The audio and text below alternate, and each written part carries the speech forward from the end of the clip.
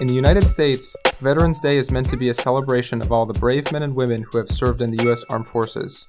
While there are plenty of parades, concerts, and blowout furniture sales, for many of our former service members, Veterans Day is a reminder of how underserved our troops are once they return home. Starbucks CEO Howard Schultz and Washington Post war correspondent Rajiv Chandrasekaran think we can do better. They discuss how in their new book, For Love of Country. About 4 years ago, I was asked to give a speech about leadership at West Point.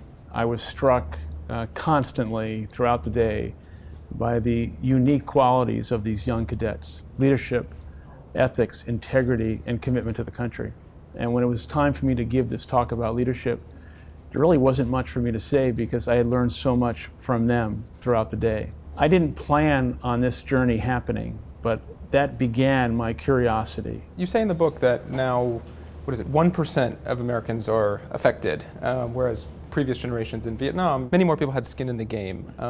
I presume you're not calling for a draft, but would that help get people more invested in this? I don't think we're heading to a draft anytime soon, and we're not here to make policy. I do think if there was a draft in the last 10 years or so, you would have had significant discontent about the war, but that's not the issue.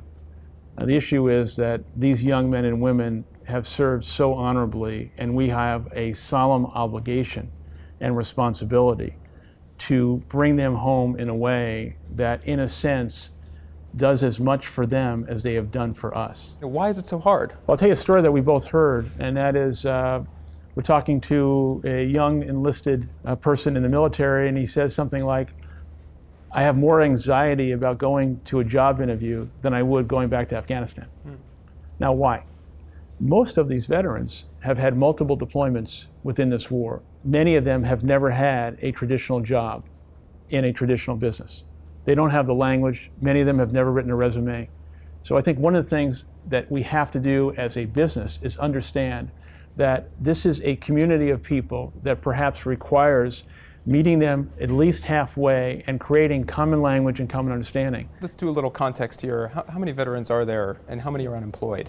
2.5 million men and women served in uniform in Iraq or Afghanistan or in support of those wars since 9/11. Already, more than 1.5 million of them have transitioned into the civilian world. Another million or so will likely be coming in to civilian society over the coming years. There remains a great degree of misunderstanding among those doing hiring about the skills that our veterans bring to the American workplace. And there remains a bit of a skills gap. As veterans are seeking employment in the new knowledge economy, more needs to be done to get them ready for jobs that require specialization. This is not about a handout.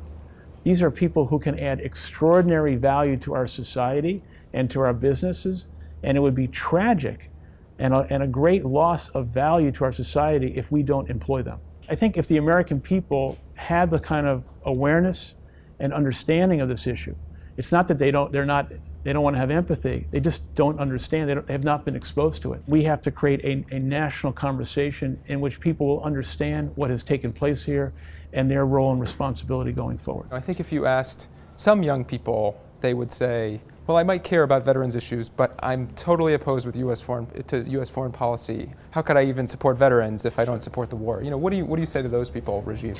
People have a range of opinions about the Iraq War, the war in Afghanistan, other foreign policy issues today. But the men and women who are sent to those countries, they're not the ones responsible for making those decisions. We as Americans need to separate our views about politics, our views about foreign policy, from the respect that we owe these men and women and the understanding that they deserve from the rest of us. They deserve for us to know who they are. We can afford to go about our lives because of the fact that 2.5 million young men and women raised their hand and volunteered and said, I want to serve the nation and protect the country's freedom.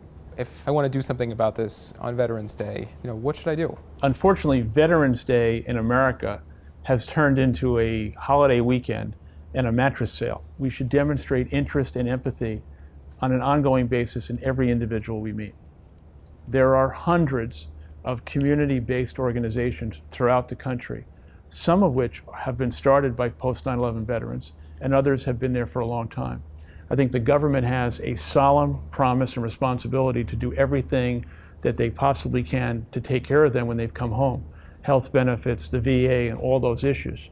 The private sector, though, has a huge position here, and that is that businesses and business leaders must step up and hire the veterans and do everything we can to provide them a soft landing when they come home. I want to thank you both for joining us today. It's been a great conversation, and thanks for coming in. Thank you.